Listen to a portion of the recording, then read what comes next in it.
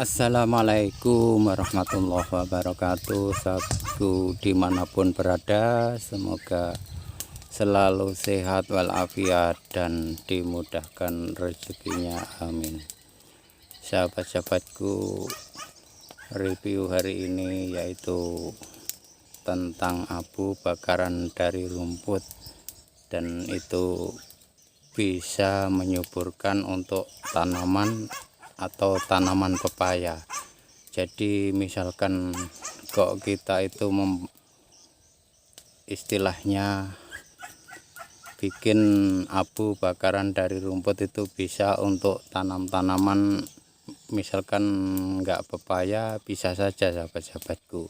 Misalkan kita mau menanam jagung, jadi ditugal, dimasuki benih, terus ditutup sama abu bakaran dari rumput, itu tumbuhnya jagung itu subur, bahkan bisa untuk tanaman misalkan kayak mentimun, jadi ditugal, dimasukin benih, dan terus ditutup pakai abu bakaran dari rumput, itu tumbuhnya bisa subur dan hijau royo-royo.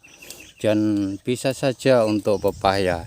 Jadi kalau untuk pepaya itu bisa mengurangi, yaitu kita beli pupuk dari kimia, sahabat-sahabatku. Dan untungnya kalau misalkan pakai abu itu, misalkan tanah asam, itu istilahnya tanah itu menjadi normal. Dan buktinya kalau orang yang dulu itu pakai abu bakaran, istilahnya tanpa kapur, menanam jagung, jadi tumbuh bisa subur, yaitu ditutup pakai abu bakaran dari rumput atau abu-abu yang lain, sahabat-sahabatku, itu bisa tumbuh dengan subur.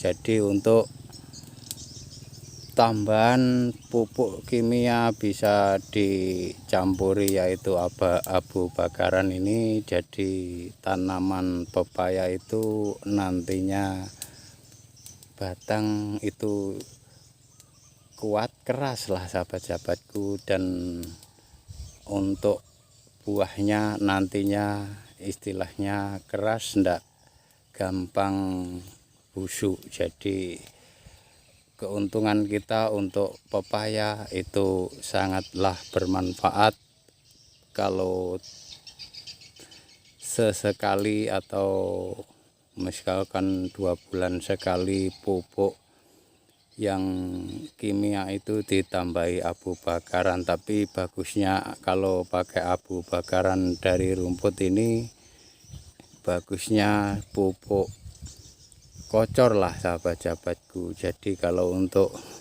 nanti kalau ditaburkan itu kena angin, istilahnya berterbangan. Jadi bagusnya pemupukan kocor.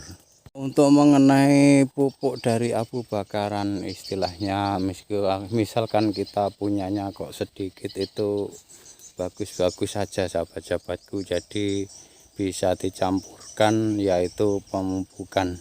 Jadi pemupukan apa saja bisa dicampurkan dengan cara yaitu dikocorkan atau disiramkan. Jadi nantinya pepaya ini istilahnya enggak gampang kena penyakit. Istilahnya kalau bahasa yang umum itu biasanya kalau abu itu yaitu mengandung silika. Jadi istilahnya untuk tanaman itu bisa keras dan kuat sehingga enggak gampang kena penyakit. Pepaya kalau pernah yaitu pemupukan dicampuri silika atau pupuk alam, yaitu abu bakaran, sahabat-sahabatku, itu bisa bertahan hidupnya tahunan. Bahkan misalkan sudah tahunan tetap membuahkan atau berbuah yang lebat, dan istilahnya buah itu ndak putus-putus. Jadi untungnya kalau keuntungan kita kalau pakai yaitu abu bakaran dari rumput itu, tanaman kita itu menjadikan bandel dan menjadikan tumbuh dengan subur dan berbuah lebat. Lah ini tanaman pepaya yang hidup sudah 2 tahun lebih, sahabat-sahabatku, itu masih berbuah meskipun buahnya diambil di bawahnya sampai atas itu jadilah, sahabat-sahabatku. Keuntungan kita itu kalau sesekali, misalkan 3 bulan sekali atau 6 bulan sekali itu pupuk. Kalau mau pupuk, yang pupuk kocor ditambahi yaitu abu bakaran. Jadi tanaman ini bandel, nggak gampang kena penyakit. Lah begini nih sampai atas buahnya jadilah, sahabat-sahabatku. Jadi misalkan bawah ini sudah ada yang matang, dipetik sampai atas itu selalu jadi. Jadi kita sangat menguntungkan kalau pakai abu bakaran atau abu rumput yang kita bakar, itu sangatlah bermanfaat untuk tanaman kita.